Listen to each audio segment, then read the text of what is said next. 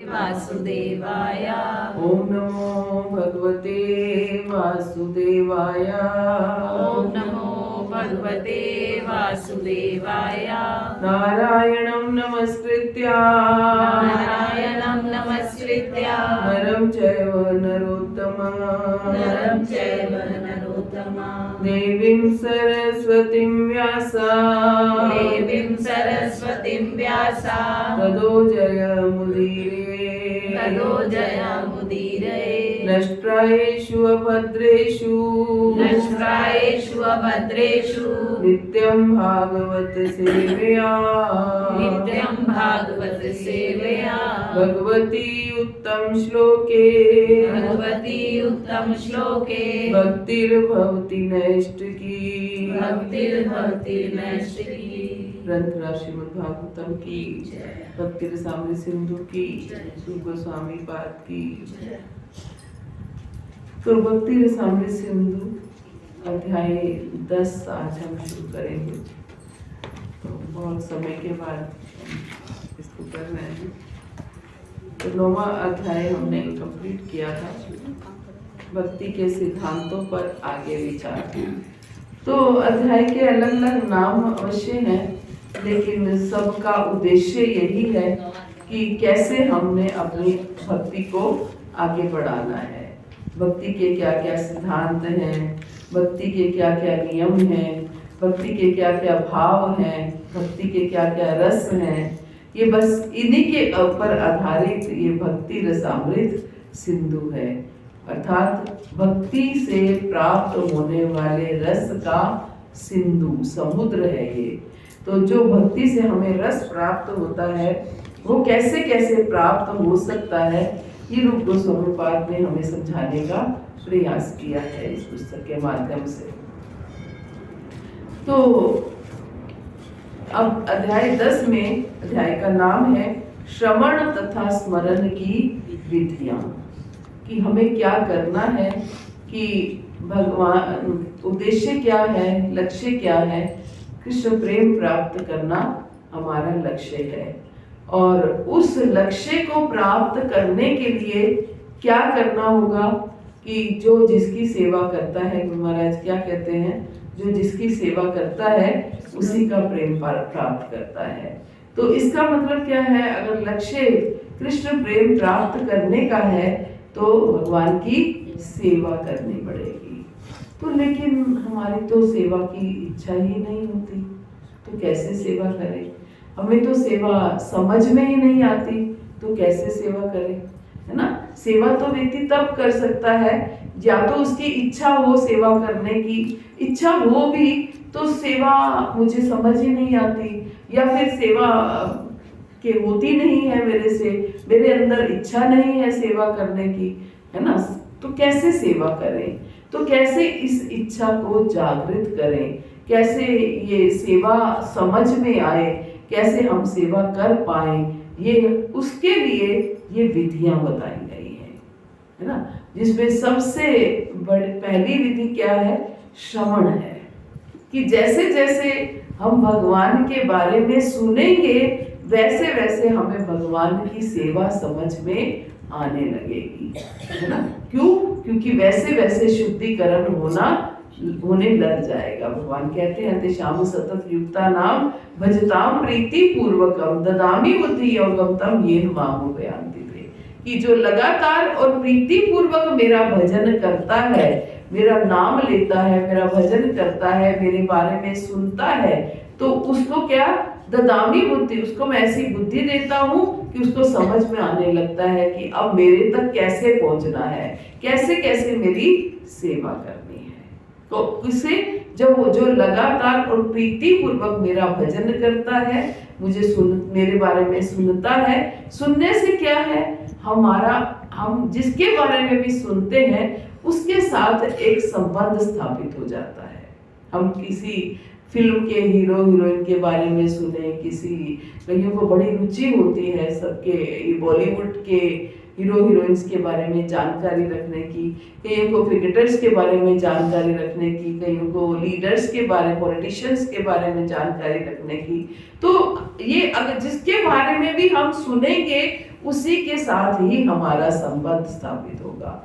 मान लीजिए आपके घर में कोई मेड आती है या आपके कोई नेबर्स हैं, ठीक है, वो अपने घर में है, आप अपने घर में हैं, लेकिन अगर वो आपको बारे में कुछ बताते हैं, मान लीजिए आपके घर में जो मेड आती है वो आपको अपने बारे में कुछ बताती है, तो मेरे पति बहुत ड्रिंक करते हैं, मेरे पति बहुत मारते हैं, मेरे पति ऐसे करते हैं, तो क्या होगा, आपको उसके साथ सिंपैथी होने लगेगी, है ना, क्योंकि आपने उसके बारे में सुना। लेकिन अगर सुनोगे नहीं, मान लीजिए आपके घर में जो मेड आती है वो 2-3 दिन नहीं आई, तो आपको क्या लगेगा, गुस्सा आएगा कि वो आई नहीं है।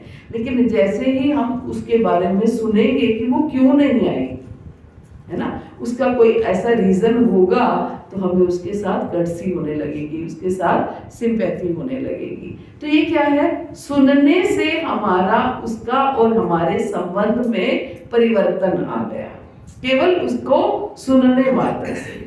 तो ऐसे ही जब हम भगवान के बारे में सुनते हैं तो भगवान और हमारे संबंध में परिवर्तन आ जाता है, हमारा संबंध जो है वो गाढ़ होने लगता है, परिपक्व होने लगता है। ठीक है, भगवान है, हम भी औरों की तरह हाथ जोड़ दें, ठीक है, प्रणाम कर लें, इतना ही बहुत है, यही तो करना होता है। वो भगवान है, हम जो है एक साधारण जीव है, तो क्या करना होता है, हम देखते हैं लोग रोड साइड से भी मंदिरों में जाते हैं तो ऐसे ऐसे कर करते हैं ना, तो ठीक है, भगवान है, वो भगवान है और हम साधारण जीव हैं, ये भी हम इसलिए कर देते हैं कि आखिर सब कुछ करना तो कम से कम इतना विश्वास है कि सब कुछ करने वाले वही हैं, अगर नहीं किया तो कहीं हमारा पत्ता कट ना जाए, है ना। तो इसलिए तो हम भगवान है और हम साधारण जीव हैं, तो हमारा कार्य क्या है, प्रणाम करना हमारा कार्य है। लेकिन जब हम भगवान के बारे में सुनते हैं तो धीरे धीरे हमारा संबंध स्थापित होने लगता है, हमें भगवान अच्छे लगने लगते हैं, हम भगवान के बारे में जानने लगते हैं और क्यूरियोसिटी होती है, भगवान क्या खाते थे, कैसे बैठते थे, कैसे चलते थे, कैसे जो है सुबह कितने बजे उठते थे, कैसे उनकी सुबह, अब आज जो हम ये सुनते हैं ये प्रातःकालीन लीला है, ये मध्याह्न लीला है, ये रात्रि लीला है, यहाँ इस स्तर तक कैसे पहुंचे।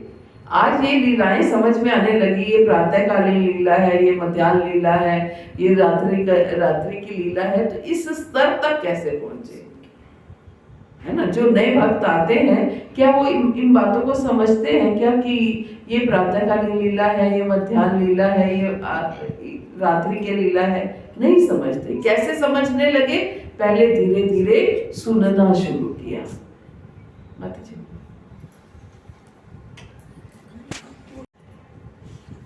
तो इस तरीके से जैसे जैसे हम भगवान के बारे में सुनते हैं हमारा भगवान के साथ संबंध स्थापित होने लगता है।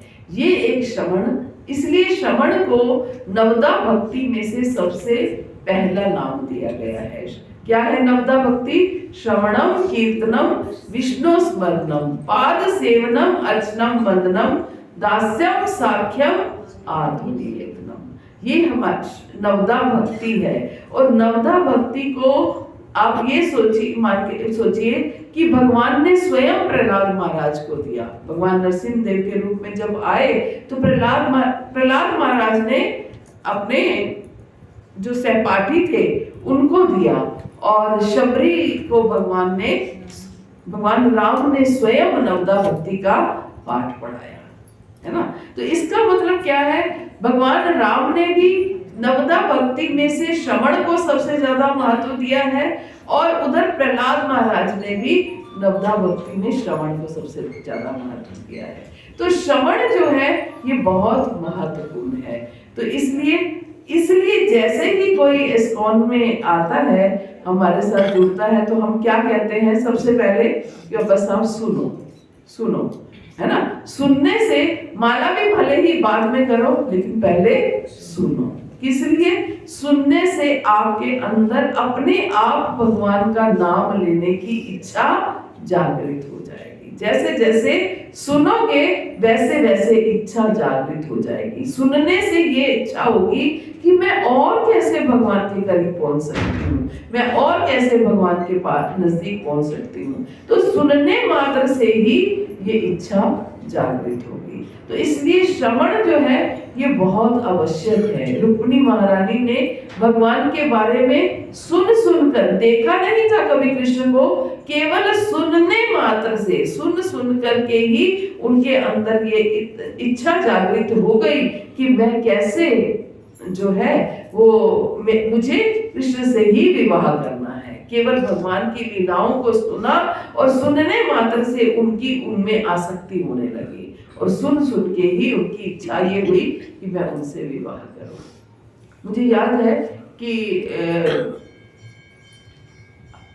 पहले हमारे टाइम में तो बहुत होता था, हम लोग किसी भी पर्टिकुलर हीरो के, ये मेरा फेवरेट हीरो है, ये मेरी फेवरेट हीरोइन है। मुझे पता नहीं आजकल के बच्चों का क्या सिनेरियो है, अब तो बदल गया सब कुछ। ये इंस्टाग्राम एंड फेसबुक एंड बहुत कुछ आ गया है। उस समय तो हम लोग के पास तो एक टीवी होता था, और टीवी भी बड़े रेयर होते थे, है ना।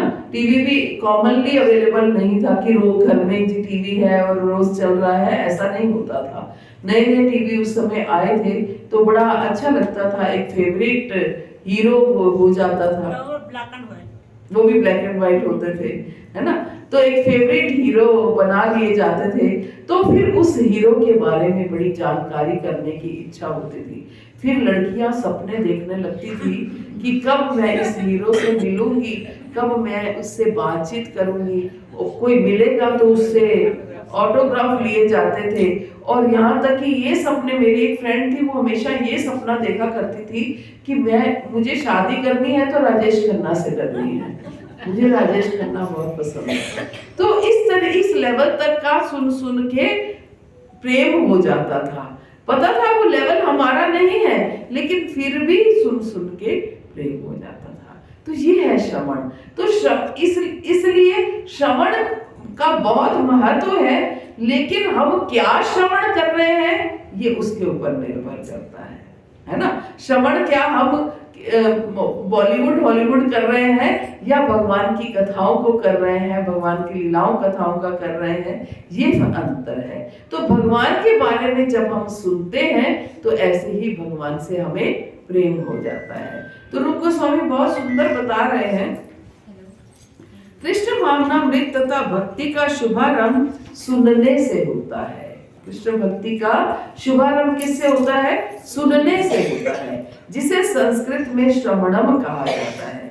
सारे लोगों को अवसर मिलने चाहिए कि वे भक्ति टोलियों में भाग लेकर सुन सके।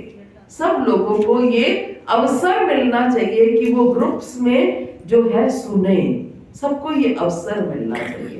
लेकिन होता क्या है, कई बार हमें अवसर भी मिलता है तो हम उस अवसर को चूक जाते हैं, छूट जाता है। कृष्ण भावनामृत की प्रगति के लिए ये सुनना बहुत महत्वपूर्ण है। अगर हम भक्ति में आगे बढ़ना चाहते हैं तो ये सुनना, श्रवणम जो है ये बहुत महत्वपूर्ण है। आप कोई भी उदाहरण उठा के देखिए, जिसने सुना है उसी ने भक्ति में प्रगति की है। जिसने सुना, भगवान के बारे में सुनना नहीं स्टार्ट किया है या सुना नहीं है, वो वहीं का वहीं रुक गया। भक्ति में भले ही ये फेस्टिवल्स में आना, फेस्टिवल में आनंद लेना, ये एक अलग बात है, लेकिन इंटरनली भक्ति में प्रोग्रेस करना, प्रगति करना, ये सुनने मात्र से ही होती है। तो कृष्ण भावनामृत की प्रगति के लिए ये सुनना जो है ये बहुत महत्वपूर्ण है। जब कोई अपने कानों से दिव्य ध्वनि ग्रहण करता है तो वह तुरंत शुद्ध हो जाता है। क्या होता है, कानों से हम भगवान के बारे में सुनते हैं तो क्या होता है, वो हृदय में जाकर के बैठती है, तो हमारा हृदय जो है वो शुद्ध होता है, शुद्धिकरण होता है। तो जब हम कानों से सुनते हैं तो दिव्य ध्वनि, कानों से दिव्य ध्वनि ग्रहण करता है तो वह तुरंत शुद्ध हो जाता है और उसका हृदय भी विमल बन जाता है। जैसे जैसे हम सुनते हैं वैसे वैसे हृदय क्या होता है, बिल्कुल निर्मल विमल हो जाता है। उसमें कोई विमल मीन्स कोई मल नहीं रहता, कोई कलह क्लेश, कोई द्वेष नहीं रहता, केवल भगवान के बारे में सुनने मात्र से। क्यों? क्योंकि भगवान क्या है, परम पवित्र है ना। भगवान परम पवित्र है, तो पवित्र वस्तु के बारे में सुनेंगे तो हम पवित्र होंगे।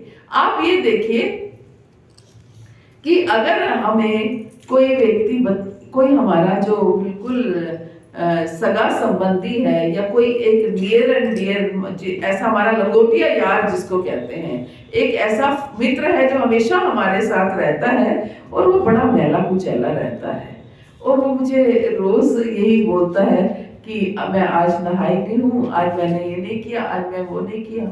चाहे मैं बहुत साफ सुथरी हूँ, एक ना एक दिन मेरे मन में भी आएगा, वो तो रोज रोज नहीं नहाता, कोई बात नहीं, मैं एक दिन नहीं भी नहाऊंगी तो क्या हो जाएगा, होगा कि नहीं होगा, है ना। ये बदलाव आना शुरू हो जाएगा।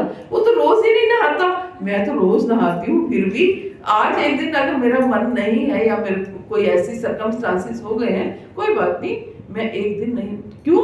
मैंने सुना उससे कि वो रोज नहीं नहाता, वो रोज नहीं नहाता, है ना। तो वो शुद्ध नहीं है, तो इसलिए उसने मुझे भी अशुद्ध कर दिया। तो जो स्वयं पवित्र है वो मुझे भी पवित्र कर देगा, है ना। जब हम भगवान के बारे में सुनेंगे कि भगवान इतने शुद्ध हैं, भगवान इतने षड ऐश्वर्य पूर्ण है, तो हम धीरे धीरे हमारा भगवान के, हमारे शुद्धिकरण होगा और हमारा आकर्षण भगवान के प्रति बढ़ता चला जाएगा। तो यही है।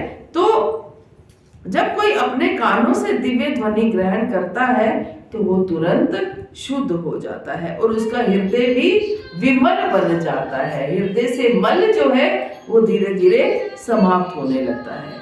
चैतन्य महाप्रभु ने बल देकर कहा है कि वे श्रवण अत्यंत महत्वपूर्ण है। सारे आचार्यों ने, इवन स्वयं चैतन्य महाप्रभु ने क्या कहा है कि श्रवण जो है वो बहुत महत्वपूर्ण है। ये कलुषित आत्मा को धो डालता है।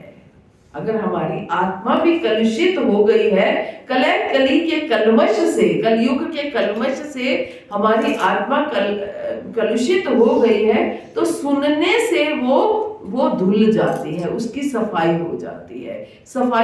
उसकी सफाई का क्या जरिया है? कोई साबुन से नहीं धोएंगे, यही साबुन है। भगवान की कथाएं ही, कथाओं रूपी साबुन से ही हृदय को साफ करना पड़ेगा, है ना। आत्मा को शुद्ध करना पड़ेगा और जिससे मनुष्य भक्ति में प्रवेश करने तथा कृष्ण भावनामृत को समझने के योग्य बन जाएगा। जैसे जैसे हमारा शुद्धिकरण होगा, हमारे कली के कलमश समाप्त होंगे, तो हम कृष्ण भक्ति में प्रवेश करने के योग्य बन जाएंगे। अदरवाइज तो हमें लगेगा ही नहीं कि हम कृष्ण भक्ति में प्रवेश करें। क्योंकि आप देखिए, जब नए नए भक्त लोग आते हैं, मुझे याद है मैं शुरू में सत्संग में जाती थी, तो मैं एक बार मंदिर में किसी अपनी एक फ्रेंड को लेकर के गई। वहाँ कीर्तन हो रहा था कि चलो कीर्तन सुन, बहुत अच्छा होता है, कीर्तन सुनने के लिए चलते हैं। तो वो थोड़ी देर बाद मुझे बोली कि क्या है, ये तो एक ही चीज बोलते जा रहे हैं, केवल हरे कृष्णा हरे रामा ही बोलते जा रहे हैं और कुछ बोलते ही नहीं। कुछ भजन सुनाए, कुछ वो हो तो आनंद हो, हरे कृष्णा हरे रामा केवल एक ही बात को रिपीट करते जा रहे हैं। तो क्या है, शुरू में हमें ये समझ ही नहीं आता कि नाम ही हमें शुद्ध करेगा। ये बात हमें समझ ही नहीं आती है ना। तो धीरे धीरे जब हमारा शुद्धिकरण होता है तो हमें समझ आती है कि नाम ही शुद्ध करता है। फिर वही नाम अच्छा लगने लगता है ना। पहले जो नाम अच्छा नहीं लगता था, वही नाम फिर अच्छा लगने लगता है। जो चीजें पहले अच्छी नहीं लगती थी, अब वही चीजें अच्छी लगने लगी। क्यों अच्छी लगने लगी? क्योंकि शुद्धिकरण का प्रोसेस जो है वो शुरू हो गया। धीरे धीरे शुद्धिकरण, जितने जितना शुद्धिकरण हुआ उतने उतने हमें भक्ति के कार्य जो है वो अच्छे लगने लगे। हमें नाम संकीर्तन अच्छा लगने लगा, हमें नाम जप अच्छा लगने लगा, हमें भगवान की कथाओं को सुनना अच्छे लगने लगा, भगवान के शास्त्रों को पढ़ना और पढ़ाना ये अच्छा लगने लगा। तो धीरे धीरे क्या हुआ, ये सफाई होनी जब शुरू हुई, शुद्धिकरण होना शुरू हुआ, तो अपने आप ये बदलाव आने लगे। तो ये इसलिए क्या कह रहे हैं कि ये कलुषित आत्मा को धो डालता है, जिससे मनुष्य भक्ति में प्रवेश करने तथा कृष्ण भावनामृत को समझने के योग्य बन जाता है। गरुड़ पुराण में श्रवण पर बड़े ही सुंदर ढंग से बल देकर ये कहा गया है कि इस भौतिक जगत में बद्ध जीवन की दशा वैसी ही है जैसे सांप के द्वारा काटे गए अचेत पड़े व्यक्ति की। इस भौतिक जगत में क्या है, बद्ध जीवन की दशा क्या है कि जैसे कोई जब सांप काटता है किसी को तो वो व्यक्ति एकदम से नहीं मरता, पहले वो अचेत हो जाता है, बेहोश हो जाता है। तो इस भौतिक जगत में क्या कह रहे हैं, जो बद्ध जीव है उसकी दशा कैसी है कि जैसे किसी सांप ने काटा है और वो व्यक्ति अभी मरा नहीं है, अभी अचेत है। तो ये जो भौतिक जगत के जीव हैं वो सारे अचेत हैं, बेहोश पड़े हैं, उन्हें किसी कोई होश नहीं है, वो बस एक पड़े हुए हैं, बस जो कार्य आता जा रहा है वो करते जा रहे हैं। उनको ये समझ में नहीं आ रही है कि भगवान से प्रेम करना है, भगवान का और अपना शुद्धिकरण करना है, भगवान की सेवा करनी है, ये उन्हें कुछ समझ में नहीं आ रहा है। ये वैसे रहे जैसे एक अचेत व्यक्ति होता है, बेहोश व्यक्ति होता है, वो बेहोश चल रहे हैं। तो जैसे सांप द्वारा काटे गए अचेत पड़े व्यक्ति की हालत होती है, वैसे ही इस बद्ध जीवन की दशा है। ऐसा इसलिए है क्योंकि दोनों अचेत अवस्थाएं मंत्र ध्वनि से समाप्त की जा सकती हैं। दोनों अचेत अवस्थाएं मंत्र ध्वनि से समाप्त की जाती है। जब सांप काटता है तो क्या होता है, व्यक्ति अचेत होता है और उसी समय कोई सपेरा आकर के ध्वनि सुनाता है तो व्यक्ति को सांप का जो जहर है वो समाप्त हो सकता है। वो सांप फिर से अपने जहर को निकाल लेता है ना, तो उसकी जो बेहोशी है वो धीरे धीरे समाप्त होती है। लेकिन अगर उस समय कोई सपेरा नहीं मिलता है तो वो व्यक्ति की मृत्यु हो सकती है ना। तो यानी कि जो सपेरा वो मंत्र की धुन बोलता है उससे उसकी बेहोशी दूर हो जाती है। तो दोनों प्रभुपाद क्या कह रहे हैं कि दोनों ही जो है, दोनों ही मंत्र ध्वनि से उनकी बेहोशी टूटती है। सांप के कांटे की भी मंत्र ध्वनि से बेहोशी टूटती है और जो बद्ध जीव है जो इस भौतिक जगत में फंसा हुआ है उसकी भी मंत्र ध्वनि से ही बेहोशी छूटती है। जब तक हम मंत्र का जप नहीं करते, जब तक हम महामंत्र को सुनते नहीं है, बोलते नहीं है, तब तक बेहोशी नहीं छूटती है।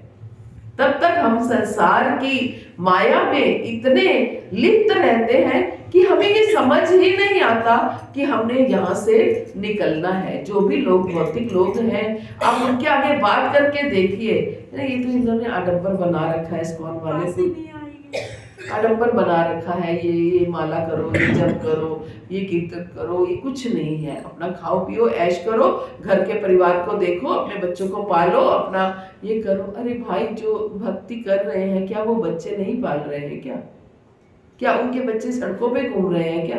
वो सब अपने बच्चों को पाल रहे हैं और आप लोगों से अच्छे से पाल रहे हैं। उनके बच्चे भी भक्ति में जा रहे हैं और उनके बच्चे अच्छी एजुकेशन प्राप्त कर रहे हैं, अच्छा कमा भी रहे हैं और अच्छा जो है वो धन भी अर्जित कर रहे हैं और भक्ति में भी जा रहे हैं, है ना। तो यही वो कहते हैं क्योंकि दोनों अचेत अवस्थाएं मंत्र ध्वनि से समाप्त की जा सकती हैं। जब किसी मनुष्य को सांप काट जाता है तो वह तुरंत नहीं मरता, अपितु पहले अचेत होता है और फिर मूर्छा अवस्था में पड़ा रहता है। इस भौतिक जगत में जो आया है वह भी सोता रहता है, जैसे वह अपने स्वयं या अपने कर्तव्य तथा ईश्वर के साथ अपने संबंध में अनभिज्ञ हो। जो भौतिक जगत में आया है वो भी सोता रहता है। उसे कोई भगवान के साथ उसका क्या संबंध है, उसका क्या कर्तव्य है, वो ऐसे रहता है जैसे वो जानता ही ना हो। बस भगवान के साथ केवल इतना ही संबंध रहता है कि बस केवल प्रणाम करना है, ऐसे ऐसे कर देना है, ज्यादा ज्यादा धूप दिखा देनी है, अगरबत्ती दिखा देनी है, एक दिया दिखा देना है, या कोई चालीसा वालीसा पढ़ लेना है, वो बस इतना ही। वो भी सब कुछ भय के मारे, डर के मारे कि कहीं कुछ अनिष्ट ना हो जाए, है ना। आप ये देखिए जितने लोग भी, हाँ बहुत से लोग कहते हैं हम ये पाठ करते हैं, हम ये वाला पाठ करते हैं, हम वो वाला पाठ करते हैं, और इस बात की मेरी गारंटी है जो भी वो पाठ करते हैं उसमें से उनको कुछ नहीं पता होगा कि ये पाठ क्या है, ये पाठ है क्या, किस चीज का पाठ है, या वो जो भी चालीसा पढ़ते हैं उस चालीसा का अर्थ क्या है ना। वो समझ, और ना ही वो समझने का प्रयास करते हैं। केवल ये कहा गया है कि भूत प्रेत निकट नहीं आवे, महावीर जब नाम सुना, बस कि भूत प्रेत जो है वो निकट नहीं आएंगे। लेकिन ये समझ में नहीं आई कब निकट नहीं आएंगे, जब महावीर नाम सुनाएंगे, है ना। महावीर जब नाम सुनावे, भूत प्रेत निकट नहीं आवे, महावीर जब नाम सुनावे। क्योंकि हमने समझने का प्रयास ही नहीं किया। केवल हनुमान चालीसा पढ़ने से भूत प्रेत निकट नहीं आएंगे ये नहीं कहा, भूत प्रेत तब निकट नहीं आएंगे जब महावीर क्या है, नाम सुनाएंगे। तो जब आप लोग नाम बोलोगे, नाम सुनोगे, नाम सुनाओगे, तो भूत प्रेत निकट नहीं आएंगे। मैं ये नहीं कह रही हूँ कि चालीसा नहीं पढ़ना है, आप पढ़ सकते हैं, गा सकते हैं, सब कुछ कर सकते हैं, लेकिन अगर आप उसको समझ के करेंगे तो आप जिसकी भी, जो भी चालीसा पढ़ रहे हैं उनके साथ आपका संबंध स्थापित हो जाएगा, उनको आप समझने लगेंगे। हनुमान चालीसा पढ़ रहे हैं तो हनुमान जी को आप समझेंगे कि हनुमान जी आपको क्या समझाना चाह रहे हैं, हनुमान जी आपको क्या कहना चाह रहे हैं, कि हमें राम का नाम लेना है ना। हनुमान जी ये कहना चाह रहे हैं कि हमें राम का नाम लेना है। केवल हनुमान चालीसा नहीं पढ़ना है, राम का नाम लेना है। ऐसे ही जो सिखिज्म है, सिखों को भी क्या कहा गया, उनके जो आखिरी वो थे, गुरु थे, गुरु गोविंद सिंह जी 10वें गुरु थे। तो उन्होंने यही कहा कि अब ये 10वें गुरु हैं, अब इसके बाद कोई गुरु नहीं होगा, क्योंकि कलयुग है, कलयुग के जो गुरु हैं वो कोई भी विश्वसनीय नहीं होंगे, इसलिए इस 10वें गुरु के बाद कोई गुरु नहीं होगा। अब गुरु क्या होगा, गुरु मान्यो ग्रंथ। ये जो गुरु ग्रंथ साहब है इनको ही गुरु मानो, यही आपके गुरु हैं। तो सिखों ने क्या करना शुरू कर दिया, उस गुरु ग्रंथ साहब की पूजा करनी शुरू कर दी। ये नहीं देखा कि उस गुरु ग्रंथ साहब की वाणी क्या कह रही है ना। ये नहीं कहा कि उस गुरु ग्रंथ साहब की वाणी क्या कह रही है, उसको समझने का प्रयास नहीं किया, बस उसको ही रुमाले में लपेट करके बस उसको हुई उसकी पूजा अर्चना कर। वो गलत नहीं है, वो ठीक है, लेकिन साथ के साथ हम गीता, अब जैसे हम लोग गीता पढ़ते हैं या भागवत पढ़ते हैं, भागवत की पूजा करना, गीता की पूजा करना आवश्यक है, लेकिन उसका लाभ तभी है जब हम उसमें से जो ज्ञान दिया गया है उसको पढ़े और अपने जीवन में उतारे, है ना। मुझे याद है कि मैं बहुत साल पहले अमृतसर गई थी और वहाँ पर दरबार क्या गोल्डन टेम्पल जो है वहाँ गए हम लोग। तो बहुत लंबी लाइन थी और मैं लाइन में खड़ी हुई थी और साथ में अपनी माला कर रही थी। मन में बड़ी कश्मकश चल रही थी कि मुझे जाना चाहिए, नहीं जाना चाहिए, क्यों जाऊं मैं यहाँ पर। लेकिन मेरे प्रभु जी जो है वो उनके हाफ फैमिली जो है वो सिख फैमिली से है, मतलब मैटरनल फैमिली, मेरी मदर इन लॉ वगैरह वो सिख फैमिली से बिलोंग करती थी, तो उनको काफ़ी अटैचमेंट है सिखिज्म से भी। तो ठीक है, हम दोनों गए हुए थे तो हम चले गए, लेकिन मन में मेरे कश्मकश चल रही थी कि क्या है इतनी लंबी लाइन में लग करके मैं वहां तक जाऊं, मुझे कोई इतनी रुचि तो है नहीं। ये मैं सोचती हुई जा रही हूँ, और उनकी गुरु ग्रंथ साहब की वाणी जो है वो वहां चलती रहती है, कोई ना कोई वाक, उसको वाक बोलते हैं, वाक वो चलता रहता है। तो जैसे ही मैं वहां तक पहुंची, जो गुरु ग्रंथ साहब जहाँ रखे होते हैं, जो उनका मेन दरबार है, मैं वहां तक पहुंची और एकदम से वाणी आई। मैं आज तक कभी उस वाक को भूल नहीं पाई, कम से कम इस बात को 10 साल से ऊपर हो गए होंगे, कि वो बोले कि जो जन आए तेरे द्वार, अंत गोपाल पावे, जो जन आवे तेरे द्वार, अंत गोपाल पावे। मेरी आंखों से झरझर आंसू ऐसे बहे कि भगवान आप कैसे पिक्चर क्लियर करते हो, आप एक एक मन के सवालों का भी जवाब देते हो, किस माध्यम से देते हो, ये समझने की बात है।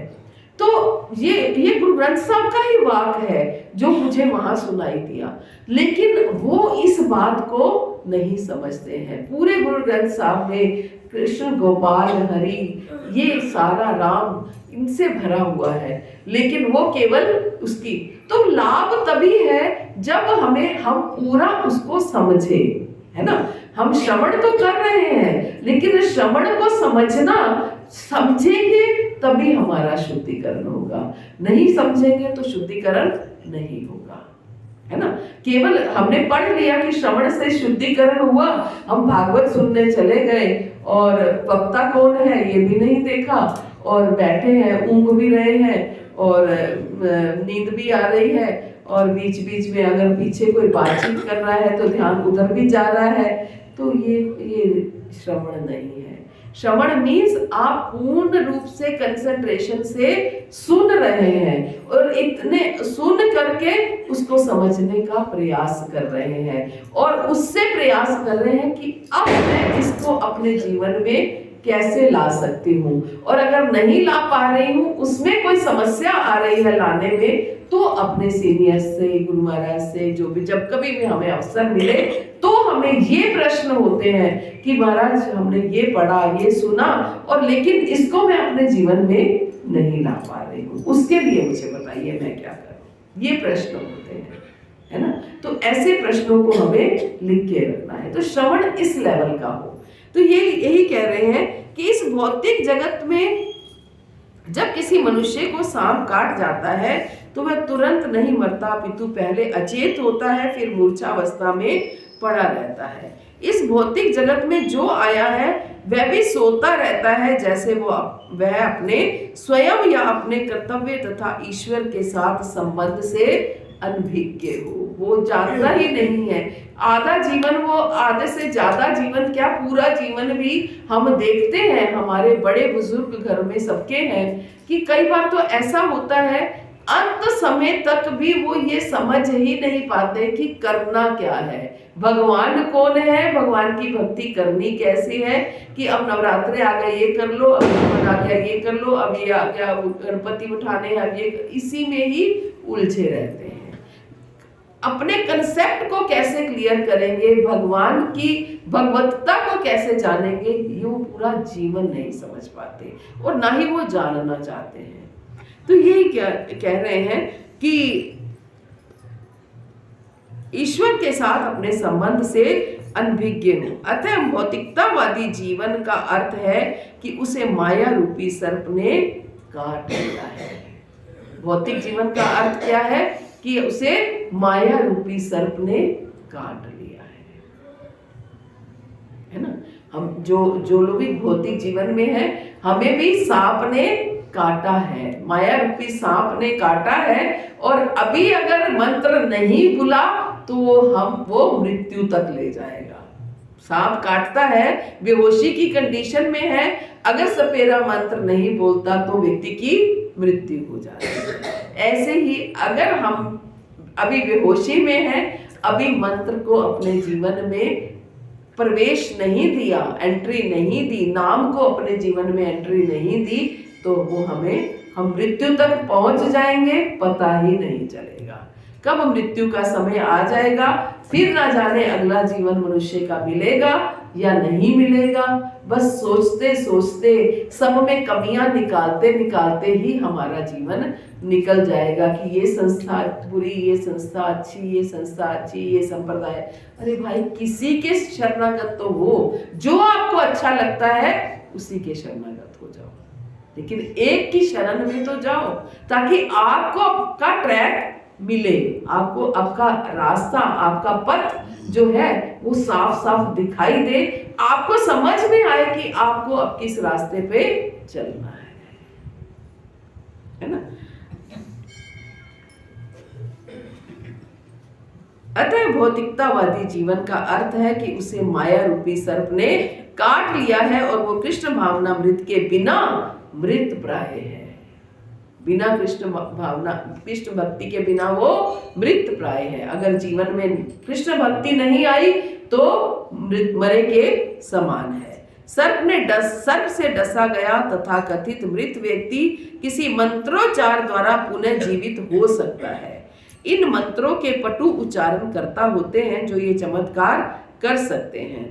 इसी प्रकार भौतिक जीवन की मृत प्राय अचेतावस्था से मनुष्य को महामंत्र हरे कृष्ण कृष्ण कृष्ण हरे हरे, हरे राम राम राम हरे हरे के श्रवण द्वारा कृष्ण भावनामृत में पुनः लाभ किया जा सकता है। तो ये समझाना चाह रहे हैं प्रभुपाद भी और रूप गोस्वामी पाद भी कि कैसे हमें अपने जीवन में मंत्र को, नाम को स्थान देना है। समय को व्यर्थ नहीं गंवाना है, बस नाम की ओर फोकस करना है कि नाम में हमारी रुचि जागृत हो। हर जगह हर समय हमारी प्रार्थना क्या होनी चाहिए कि हमारी नाम में रुचि जागृत हो, हमारी नाम में रुचि जागृत हो, हमारी सेवा में रुचि जागृत हो। ये हमारी प्रार्थना होनी चाहिए। जब नाम सेवा से भी ज्यादा नाम में रुचि, क्योंकि नाम में रुचि होगी तो सेवा अपने आप हो जाएगी, लेकिन सेवा में रुचि होगी तो नाम नहीं हो पाएगा। सेवा में रुचि है तो नाम नहीं हो पाएगा, नाम में रुचि है तो सेवा हो जाएगी। लेकिन लोगों को किसी किसी को तो सेवा में होता है और नाम में नहीं है। लोगों को सेवा अच्छी मिलेगा, ये हाँ पुण्य मिलेगा, पुण्य मिलेगा, लेकिन ना उद्धार नहीं होगा। सेवा अच्छी लगती है, सेवा करनी चाहिए, बहुत अच्छी बात है, लेकिन शुद्धिकरण जो पहले नाम से होगा, फिर सेवा करते हुए भी अहंकार आ जाएगा। अगर नाम के बिना सेवा हुई तो वो सेवा भी अहंकार लेकर के आ जाएगी कि मैंने इतनी सेवा करी, मैं तो बहुत सेवा करता हूँ, है ना। सेवा भी अहंकार ले आएगी। इसलिए नाम में रुचि होना, नाम के पीछे, नाम में हमारी लालसा होना, नाम के में हमारा जो है, भले ही हम ना कर पाए लेकिन हमारा मन जो है वो हमेशा नाम में लगा रहे, वो ये होना बहुत आवश्यक है। नाम में रुचि जागृत करना ये बहुत आवश्यक है। माता जी कठिन भी तो बहुत है ना। बहुत कठिन है, कठिन है। कर लेते हैं वैसे आसान होता तो हमारे आचार्य गण हर, आप देखो कोई भी वैष्णव गीत उठा के देख लीजिए, है ना, तो उसमें यही कहा गया है, कबे हबे वो दिन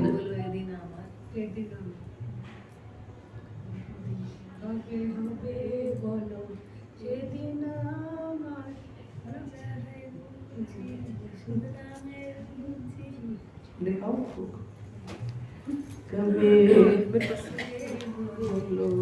सुखदेव गोस्वामी ने महाराज परीक्षित से भगवान की लीलाओं के श्रवण की महत्ता का वर्णन किया है। हे राजन, मनुष्य को उस स्थान पर रहना चाहिए जहाँ बड़े बड़े आचार्य गण भगवान की दिव्य लीलाओं पर प्रवचन कर रहे हों और उसे ऐसे महापुरुषों के चंद्रमा सदृश मुखों से बहने वाली सुधा धारा को कर्णेंद्रिय द्वारा ग्रहण करना चाहिए। क्या कह रहे हैं कि सुखदेव गोस्वामी परीक्षित महाराज से कह रहे हैं कि मनुष्य को उस स्थान पर रहना चाहिए जहाँ बड़े बड़े आचार्य गण भगवान की दिव्य लीलाओं पर प्रवचन करते हो। इसलिए ज्यादातर लोग कार्तिक में वृंदावन भाग जाते हैं, क्योंकि वृंदावन में सारे महाराज लोग कार्तिक में आते हैं और गौर पूर्णिमा पे मायापुर में आते हैं, तो उनके दर्शन भी होते हैं और उनसे सुनने को भी मिलता है। तो इसलिए बड़े बड़े आचार्य लोग जो उनकी दिव्य लीलाओं पर प्रवचन कर रहे होते हैं और ऐसे महापुरुषों से के चंद्रमा सदृश मुखों से बहने वाला सुधा धारा को कर्णेंद्रिय द्वारा ग्रहण करना चाहिए। जो उनके मुख से निकलता है वो हमारी कर्ण इंद्रियों के माध्यम से हमारे हृदय को जितने पवित्र वक्ता होगा, जितना शुद्ध वक्ता होगा, उतना ही हमारी कर्ण के माध्यम से हमारे हृदय को पवित्र करेगा। अगर हम किसी पेशेवर वक्ता से सुनेंगे जो धन लेकर के वो करता है, तो वो उसका शुद्धिकरण का जो लेवल है वो उतना नहीं होगा, तो वो हमें भी उतना शुद्ध नहीं कर सकता। जितना वक्ता शुद्ध होगा, स्वयं वो निस्वार्थ भाव से, सेवा भाव से, भगवान को प्रेम करने के भाव से कथा कह रहा है, तो उसको भी आनंद आ रहा है भगवान की कथाओं को कहने में, भगवान की लीलाओं को सुनाने में, और तो वो दूसरे को भी आनंद दे पाएगा, है ना। तो यही कहा है कि यदि कोई ऐसी ध्वनि, दिव्य ध्वनि को उत्सुकता पूर्वक सुनता रहता है, तो वह भौतिक भूख, प्यास, भय, शोक तथा संसारिक माया मोह से निश्चय ही मुक्त हो जाता है। यदि कोई दिव्य ध्वनि को उत्सुकता पूर्वक सुनता है, तो दो चीजें बोली हैं यहाँ पर। कौन सी? एक ध्वनि दिव्य होनी चाहिए। दिव्य मीन्स हमें अपने आचार्यों से सुनना चाहिए, किसी पेशेवर वक्ता से ना सुने, और साथ में भगवान की ही वाणी हो और वो हम सुने, और साथ में ये भौतिक, साथ में दिव्य ध्वनि उत्सुकता पूर्वक सुनना है। हमारे अंदर भी उत्सुकता हो, सुनने की उत्सुकता हो कि मैं और सुनूं भगवान के बारे में और जानूं। तो उत्सुकता पूर्वक सुनता रहता है, तो वो इससे क्या होता है, एक तो ध्वनि दिव्य हो और उत्सुकता पूर्वक सुने, तो धीरे धीरे क्या होगी, भौतिक भूख, प्यास, भय, शोक ये धीरे धीरे समाप्त हो जाएगा। भौतिक इच्छाएं, भौतिक भूख क्या है, भौतिक हमारी भौतिक इच्छाएं, जो हमारे संसारिक इच्छाएं हैं, हमें भौतिक वस्तुओं की जो इच्छा है, संसार की जो इच्छा है, वो धीरे धीरे भूख, प्यास ये सब क्या है, समाप्त हो जाएगी। भय, शोक सब चला जाएगा और संसारिक माया मोह से निश्चय ही मुक्त हो जाएंगे। श्री चैतन्य महाप्रभु ने इस कलयुग में आत्म साक्षात्कार के साधन रूप में श्रवण विधि की संस्तुति की है। इस युग में पूर्व संस्तुत नियमों तथा वेदा अध्ययन का ठीक से पालन कर पाना बहुत कठिन है। चैतन्य महाप्रभु ने इस कलयुग में आत्म साक्षात्कार के साधन रूप में श्रवण विधि को बताया है कि सुनना बहुत आवश्यक है। सुनने से ही हमारा पूरा कल्याण हो सकता है, सुनने से ही हमारा शुद्धिकरण हो सकता है। इस युग में पूर्व संस्कृत नियमों तथा वेदाध्ययन का ठीक से पालन कर पाना बहुत कठिन है। हम चाहे कि इस कलयुग में हम वेदों का अध्ययन कर पाए, ये बहुत कठिन है। किंतु यदि कोई महान भक्तों तथा आचार्यों के शब्दों को कान से श्रवण ग्रहण करता है, सुनता है, तो इतने से ही उसे समस्त भौतिक कलमश से छुटकारा प्राप्त हो जाएगा। यदि कोई ये कहे कि हम महान आचार्यों से, भक्तों से कि उनके शब्दों को कानों से सुने, तो सुनने मात्र से ही कल्याण हो जाएगा। इसलिए चैतन्य महाप्रभु की संस्तुति है कि भगवान के वास्तविक भक्त अधिकारियों से श्रवण किया जाए। इसलिए क्या है कि हमें क्या करना है, भगवान के वास्तविक भक्त अधिकारियों से श्रवण किया जाए। क्या अर्थ है? कि सुनना है तो भक्तों से सुनना है। कहते ना ग्रंथ भागवत को भक्त भागवत से सुनना है, ग्रंथ भागवत को भक्त भागवत से सुनना है। ये नहीं कि कोई धन लेकर के जो भागवत सुनाते हैं उनसे सुनने से वो प्रभाव आने वाला नहीं है। 7 दिन आप नाच गा करके जरूर आ जाओगे तो अच्छा भी लगेगा, लेकिन आपका जीवन परिवर्तित नहीं होगा, हृदय में बदलाव नहीं आएगा, शुद्धिकरण नहीं होगा। इसलिए चैतन्य महाप्रभु की संति भगवान भक्त अधिकारियों से श्रवण किया जाए, पेशेवर वाचकों से श्रवण करने से काम नहीं चलेगा।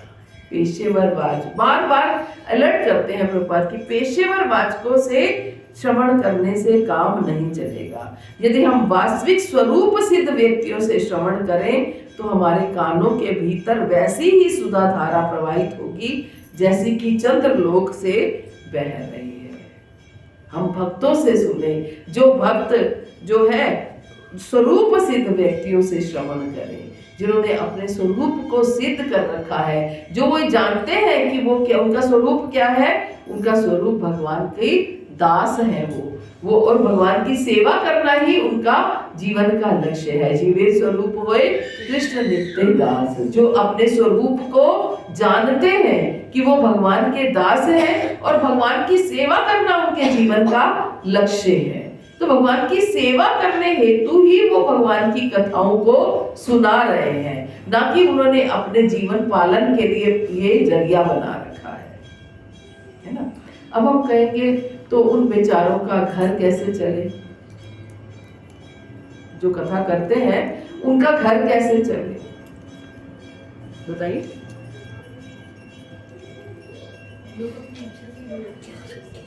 लोग अपनी इच्छा से जो देना चाहे वो दे। आज का क्या सिनेरियो हो गया है, कितने का भागवत वक्ता है, 5 लाख, 4 लाख, 6 लाख, 10 लाख। बाप रे, मैं तो सुन के हैरान हो जाती हूँ। अभी कल थोड़े दिन पहले मैंने सुना कि 15 लाख का पैकेज है, 20 लाख का पैकेज है। हाँ पैकेज है, क्योंकि म्यूजिशियंस ये वो ये सब मिला के 20 लाख का पैकेज है। तो कुल मिला के अगर अच्छे से प्रसाद वगैरह करो तो करोड़ रुपए की कथा पड़ रही है। जैसे बागेश्वर महाराज, उनका तो बाप देवा कितना लाख, सिर्फ दक्षिणा ही तो कितना लाखों होती है तो वो 1 लाख लोग होती है, और क्या कैसे रहते हैं? वो 1 लाख तो लोग ही होती है। उसके बाद वो जो 1 रुपया करके देती है तो फिर भी तो लाखों रुपया हो जाती है। 10 रुपए ऐसा कम तो कोई नहीं देती है, वो लिखते हैं सबसे ज्यादा वो है, सबसे ज्यादा। पर्ची बता देते हैं बिना देखे उसका नाम क्या बता देते हैं। चलो वो एक अलग वो कथा नहीं सुना रहे हैं, वो तो आपके कष्टों को हर रहे हैं, तो इसलिए वो एक अलग क्राइटेरिया ही अलग है उनका। तो सनातन का बहुत सनातन का इतना मतलब करते हैं ना, प्रचार की मतलब जो सब में डालते हैं कि बनना है ये करो। तो यदि हम वास्तविक स्वरूप सिद्ध व्यक्तियों से श्रवण करते हैं तो हमारे कानों के भीतर वैसी ही सुधा धारा प्रवाहित होगी जैसे कि चंद्रलोक में बह रही है।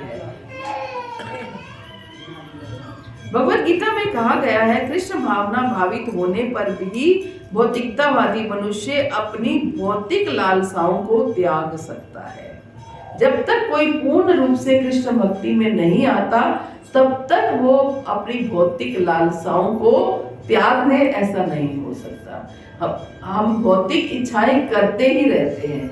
धीरे धीरे जब भगवान एंटर होना शुरू होते हैं जीवन में, जैसे जैसे जितनी परसेंटेज में हम शरणागत होते हैं उतनी परसेंटेज में ही हमारी भौतिक इच्छाएं कम होनी शुरू हो जाती हैं। जैसे जैसे शरणागति बढ़ती जाती है वैसे वैसे भौतिक इच्छाएं कम होती चली जाती है। जब पूर्ण रूप से समर्पित हो जाते हैं तो पूर्ण रूप से भौतिक इच्छाएं समाप्त हो जाती है। ये रेशो है, ये तुला है कि जितने जितने हम शरणागत होंगे उतनी उतनी हमारी भौतिक इच्छाएं समाप्त होंगी। अगर भौतिक शरणागति हमारी 50% है तो 50% ही भौतिक इच्छाएं समाप्त होंगी। जैसे जैसे शरणागति बढ़ेगी वैसे वैसे भौतिक इच्छाएं कम होगी। और यही करना है, भौतिक इच्छाएं कम होगी तो हृदय से ये इच्छा जागृत होगी कि कब मेरे अंदर ये लालसा जागेगी, कब मेरी नाम में रुचि जागेगी। क्योंकि अभी भौतिक इच्छाओं के अंबार हैं, ये इच्छा उजागर ही नहीं होती कि कब मेरे नाम में रुचि जागृत होगी, है ना। हमारे आचार्यों को कि भौतिक इच्छाएं समाप्त हो गई थी, तभी उन्होंने ऐसे भजन लिखे और उन भजनों में भी उन्होंने यही लिखा कि कब हमारी नाम में रुचि जागृत होगी, क्योंकि भौतिक इच्छाएं समाप्त हो चुकी हैं। तो जब भौतिक इच्छाएं समाप्त होंगी, प्रार्थनाएं भी, आध्यात्मिक उन्नति की प्रार्थनाएं भी तभी निकलेंगी, है ना। तो कृष्ण भावना भावित होने पर ही भौतिकतावादी मनुष्य अपनी भौतिक लालसाओं को त्याग सकता है। जब तक मनुष्य के पास कोई श्रेष्ठ कार्य नहीं होता तब तक वह अपने निम्न कार्य को नहीं त्याग सकता। विषयाविनिवर्तन्ते निराहारस्य देहिना रसवर्जम रसोप्यस्य परम दृष्ट्वा निवर्तते।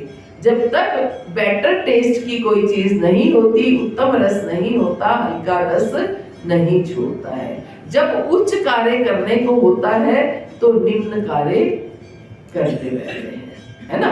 जब तक उच्च कार्य करने को नहीं होता तब तक निम्न कार्य करते रहते हैं। जब तक मनुष्य के पास कोई श्रेष्ठ कार्य नहीं रहता तब तक वे अपने निम्न कार्य को नहीं त्याग सकता। भौतिक जगत में हर व्यक्ति अपरा शक्ति के मोहमय कार्यकलापों में लगा रहता है। अपरा शक्ति क्या है? इस संसार की शक्तियां, ये भूमि, जल, वायु, अग्नि और आकाश, ये भगवान की अपरा शक्तियां हैं। मन, बुद्धि, अहंकार, यानी कि इस शरीरों में, अपरा शक्ति मीन्स शरीरों में लगे रहना। शरीर किससे बना है?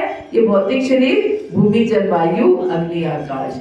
सूक्ष्म शरीर, मन, बुद्धि, अहंकार। तो अपरा शक्तियों में ही लगा रहता है। जब तक कि मनुष्य में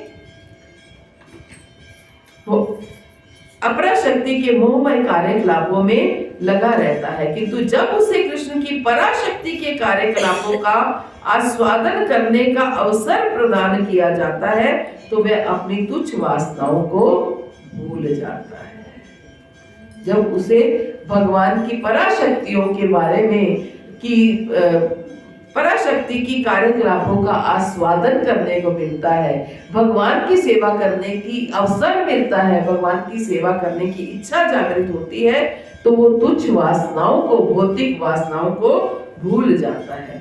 जब कृष्ण कुरुक्षेत्र के युद्ध स्थल में प्रवचन करते हैं तो भौतिकता व्यक्ति को लगता है कि वे दो मित्रों का वार्तालाप मात्र है। जब कृष्ण क्या है, जब युद्ध स्थल में गीता का ज्ञान दे रहे हैं अर्जुन को, तो भौतिकवादी लोगों को क्या लगता है कि दो मित्रों की आपस में ये वार्तालाप है, किंतु वास्तव में ये अमृत की धारा होती है जो श्री कृष्ण के मुख से निकलकर बहती है। और अर्जुन ने ऐसी वाणी सुनी और इस तरह वो सारे भौतिक समस्याओं के मोह से मुक्त हो गया। श्रीमद् भागवत में कहा गया है, जो व्यक्ति कृष्ण की अनन्य भक्ति चाहता है, जिनकी प्रशंसा दिव्य ध्वनि द्वारा की जाती है, उसे उनके यशोगान तथा दिव्य गुणों के विषय में निरंतर श्रवण करना चाहिए।